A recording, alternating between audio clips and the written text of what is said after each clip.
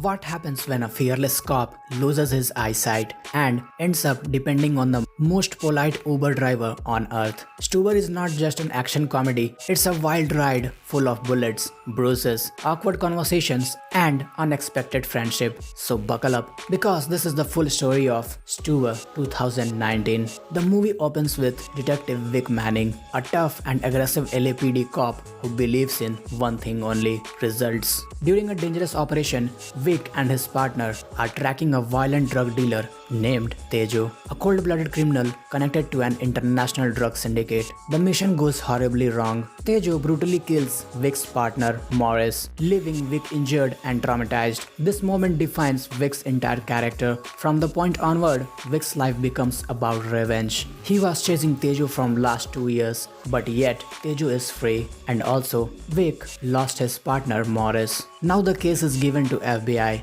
Vic is temporarily out of service. Doctors warn him that his eyesight is deteriorating due to an injury during the earlier mission. He goes for surgery and soon he will get his eyesight. Till then, he have to survive like without eyes or blind man. At the same time, we are introduced to Nicole, Vic's daughter. She is worried about her father, not just physically, but emotionally. She wants him to slow down, accept help, and maybe even consider retirement. But Vic refuses to listen. Now the story cuts to Stu Prasad, a kind, awkward, soft-spoken Uber driver. Stu dreams of starting a gym business but lacks confidence and money. Stu's girlfriend, Becca, keeps pushing him to be more assertive. She believes Stu is a good man, just too afraid to stand up for himself. While currently Vic is a blind man for now, he is finally received a lead on Tejo's location. Unable to drive, Vic does something he never imagined. He calls an Uber, and that Uber is driven by Stu.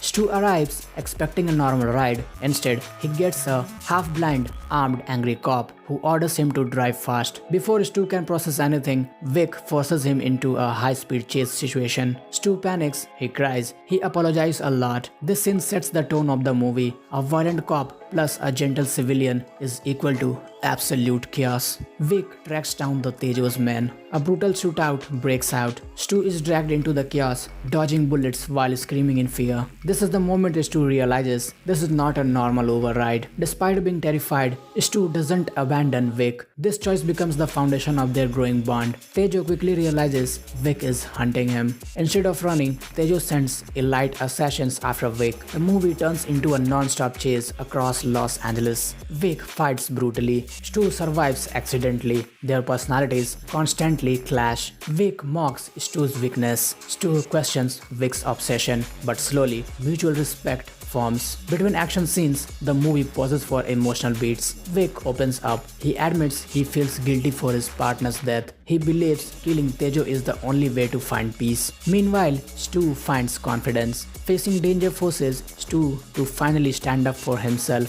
For the first time, he feels brave. Their journey becomes more than survival. It becomes personal growth. Nicole tracks Vic's phone and realizes he is in danger. She confronts him, begging him to stop. But Vic believes, if I stop now, my partner died for nothing. This emotional conflict adds depth to Vic's character. Vic and Stu finally locate Tejo's hideout. A massive gunfight erupts. Vic, nearly blind, fights purely on instinct. When Vic is overwhelmed, Stu steps up. Despite being terrified, Stu distracts enemies, helps Vic escape traps, saves Vic's life. Stu transforms from a scared Uber driver into a true hero. Vic confronts Tejo in a brutal hand-to-hand fight. This is not flashy, it's raw and painful. Vic finally kills Tejo. Stuber proves that sometimes the most unexpected partnerships create the strongest bonds. It's not about being fearless, it's about showing up even when you are scared.